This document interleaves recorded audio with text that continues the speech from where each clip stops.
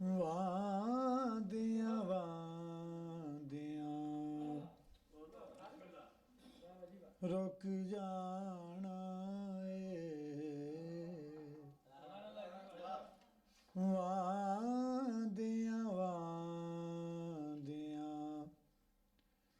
ਰੁਕ ਜਾਣਾ ਏ, ਹੰਝੂਆਂ ਆਖਿਰ ਸੁੱਕ ਜਾਣਾ ਹੈ, ਵਾਂਦਿਆਂ ਵਾਂਦਿਆਂ ਰੁਕ ਜਾਣਾ ਏ, ਹੰਝੂਆਂ ਆਖਿਰ ਸੁੱਕ ਜਾਣਾ ਹੈ, ਵਾਂਦਿਆਂ ਵਾਂਦਿਆਂ ਛੱਡ ਜਾਣਾ ਏ ਯਾਰਿਆ ਸਾਨੂੰ,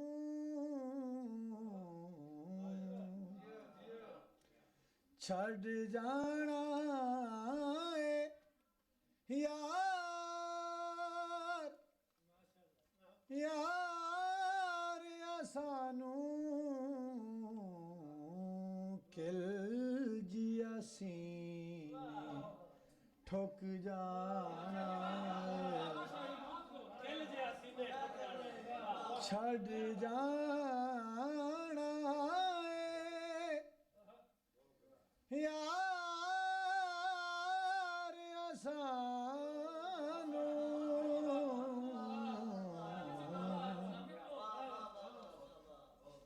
ਛੱਡ ਜਾਣਾ ਏ ਯਾਰਿਆ ਸਾਨੂੰ, ਕਿਲ ਜਿਹਾ ਸੀਨੇ ਠੁਕ ਜਾਣਾ ਏ, ਹੰਝੂਆਂ ਆਖਿਰ ਸੁੱਕ ਜਾਣਾ ਹੈ, ਵਾਂਦਿਆਂ ਵਾਂਦਿਆਂ ਲੱਭਦਾ ਫਿਰੇਂਗਾ ਸਜਣਾ ਸਾਨੂੰ, ਲੱਭਦਾ ਫਿਰੇਂਗਾ ਸਜਣਾ ਸਾਨੂੰ, ਲੱਭਦਾ ਫਿਰੇਂਗਾ ਸਜਣਾ ਸਾਨੂੰ, ਯਾਰ ਅਸਾਂ ਜਦ ਲੁਕ ਜਾਣਾ ਏ, ਯਾਰ ਅਸਾਂ ਜਦ ਲੁਕ ਜਾਣਾ ਏ, ਹੰਝੂਆਂ ਆਖਿਰ ਸੁੱਕ ਜਾਣਾ ਹੈ, ਵਾਂਦਿਆਂ ਵਾਂਦਿਆਂ ਦਿਲ ਦੀ ਗੱਲ ਕੁਝ ਹੋਰ ਏ ਯਾਰੋ, ਦਿਲ ਦੀ ਗੱਲ ਕੁਝ ਹੋਰ ਹੈ ਯਾਰੋ, ਸਿਰ ਤੇ ਭਾਵੇਂ ਝੁਕ ਜਾਣਾ ਏ, ਸਿਰ ਤੇ ਭਾਵੇਂ ਝੁਕ ਜਾਣਾ, ਦਿਲ ਦੀ ਗੱਲ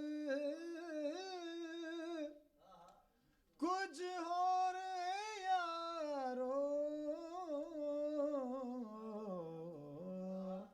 ਸਿਰ ਤੇ ਭਾਵੇਂ ਝੁਕ ਜਾਣਾ ਏ, ਬੁੱਕ ਵਿੱਚ ਆਈ ਹੋਈ ਰੇਤ ਹੈ ਜਿੰਦੜੀ,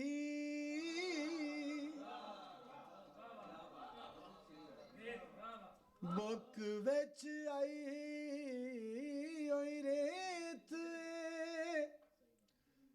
ਰੇਤ ਜਿੰਦੜੀ, ਬੁੱਕ ਵਿੱਚ ਆਈ ਹੋਈ ਰੇਤ,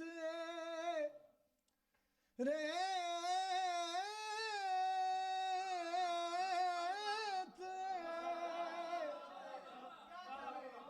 ਰੇਤ ਜਿੰਦੜੀ, ਮੁੱਕਦਿਆਂ ਮੁੱਕਦਿਆਂ ਮੁੱਕ ਜਾਣਾ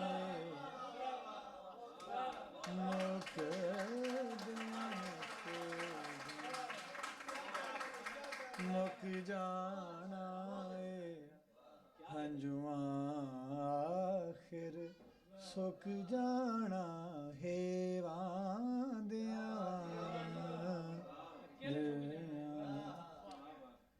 چھڑ جانا ہے یار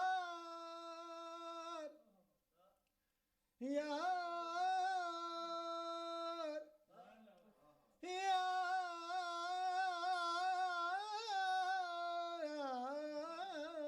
یار چھڑ جانا یار یار آسانو کل جیا سینے ٹھک جانا ہے ہنجواں آخر سک جانا ہے واندیاں واندیاں.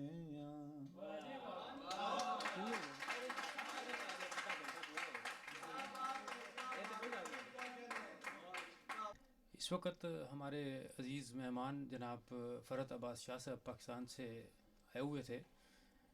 ہماری ادبی تنظیم یاران نقطہ داں اوفنباغ جرمنی ان کے مہمان تھے. ابھی مشاعرہ ختم ہوا ہے تو ہمیں موقع ملا کہ ان سے تھوڑی دیر کے لیے انٹرویو لے لیا جائے. تو شاہ صاحب سے میں بات کرتا ہوں. شاہ صاحب آپ اپنی لائف کے بارے میں کوئی تھوڑا سا سکیچ بتا دیں کہ آپ کس علاقے سے ہیں اور تھوڑا سا سفر جو ہے وہ آپ کا کیا ہے؟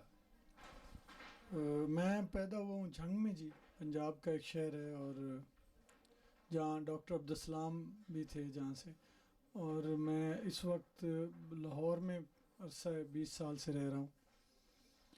شاعر، بنیادی طور پہ شاعر ہوں، لیکن بائی پروفیشن جرنلسٹ بھی ہوں، اور مائکرو فائنانس کے ساتھ بھی میری وابستگی ہے.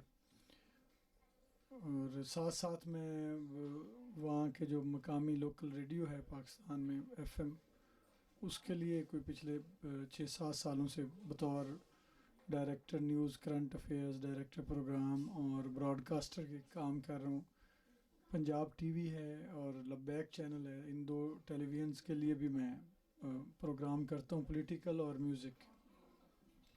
جی ہم آپ کے بہت مشکور ہیں کہ آپ یہاں پہ تشریف لائے جرمنی میں، اور انشاءاللہ آئندہ بھی ایسے موقع جو ہیں وہ ضرور آئیں گے. ہم اپنے دوستوں کی طرف سے، یہاں پہ رہنے والوں کی طرف سے، آپ کے حوالے سے، آپ کے توسط سے اپنے ہم وطنوں کے لیے بہت ساری نیک تمنائیں بھیجتے ہیں. آپ کا شکریہ کہ آپ یہاں پہ تشریف لائے. خدا حافظ. جی آپ کا بھی بہت بہت شکریہ، اور میں سب جرمنی کا شکریہ ادا کرتا ہوں کہ آپ لوگوں کے توسط سے مجھے یہ اتنا خوبصورت شہر اور ملک دیکھنے کو ملا، اور یہاں آپ نے بہت محبتیں دی. Thank you very much. شکریہ.